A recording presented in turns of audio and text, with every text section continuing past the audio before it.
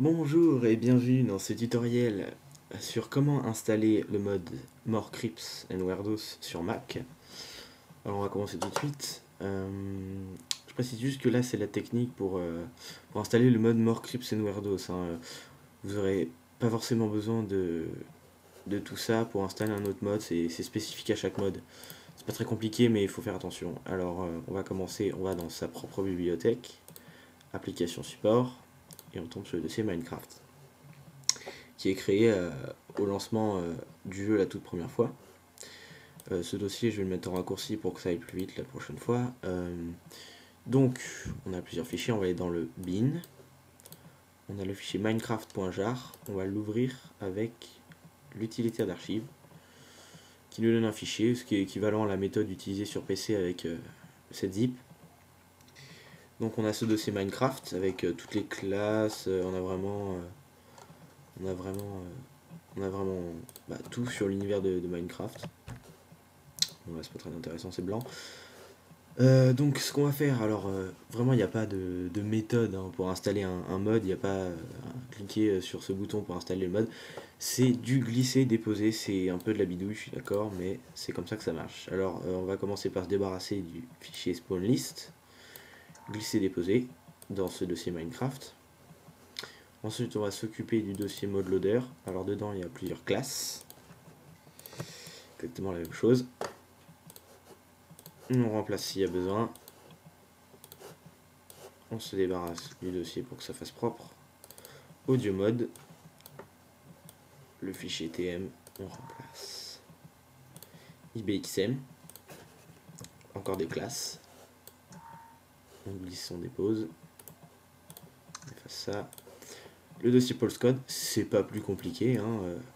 On a dans ce dossier Minecraft, on a un dossier qui s'appelle Pulse Code. C'est vraiment très bien foutu, vous allez voir. Sound, codec. Donc là je vais dans codec. Ça fait un petit fichier. Glisser, déposer.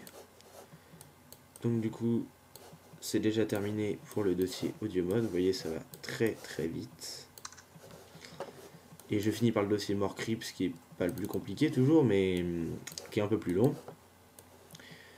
Donc vous avez plusieurs fichiers, dossiers. Alors le readme, en tant qu'à faire, vous suivez ce tutoriel, donc vous n'en avez pas besoin. Mode manager, on s'en fout.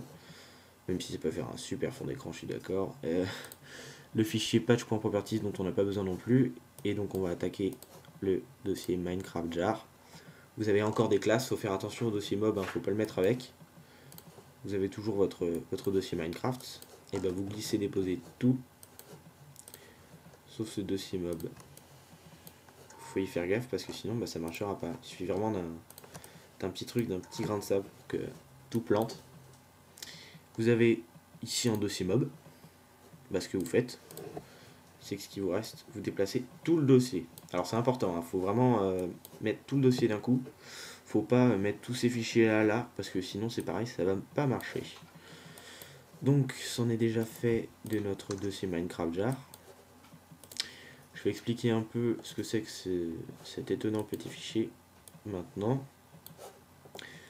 Le fichier morecreep.properties, vous le mettez ici dans le dossier Minecraft original.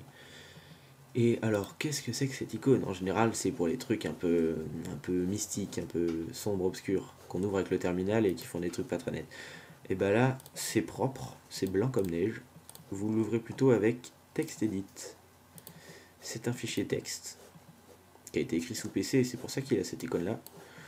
Et en fait, c'est beau, vous avez même les instructions en anglais, je vais vous les traduire en français. En fait, c'est un petit utilitaire. Vous avez là la liste des monstres qui vont être ajoutés grâce au mode dans Minecraft. Donc le bébé momie, l'âme noire, etc. Bon, il y en a qui sont pas vraiment traduisibles comme le blorp. Enfin bref, on s'en fout. Vous placez, si vous avez plus envie du bébé momie dans le mode, un dièse devant. Voilà. Et si vous voulez revoir le bébé momie dans Minecraft, et ben ce que vous faites, c'est que vous effacez le dièse. Donc ça vous permet de sélectionner un peu, de faire une whitelist des mobs de Minecraft. Donc ça c'est fait, on va l'enlever, ça va faire propre. il nous reste ce dossier ressources. Je finis avec ça, mais c'est pas compliqué non plus, hein, du tout. Vous avez ressources, c'est super bien indiqué. Vous mettez le dossier mode. Et voilà. Quelques petites choses à pas oublier pour finir. Ce fichier minecraft.jar, vous le placez ici. Et ce dossier Minecraft, vous lui ajoutez l'extension .jar. Si, ajouter. C'est un peu bizarre, mais ça marche. Et il faut surtout pas oublier, aucun mode ne marchera si vous oubliez cette étape. D'effacer le dossier qui s'est créé quand vous avez bidouillé le dossier Minecraft.jar. Il y a un dossier qui s'est créé qui s'appelle meta-inf. Notch a prévu ce genre de bidouillage, de modification, et il a essayé de l'en empêcher, mais on est plus malin que lui. On efface ce dossier et tout marchera nickel.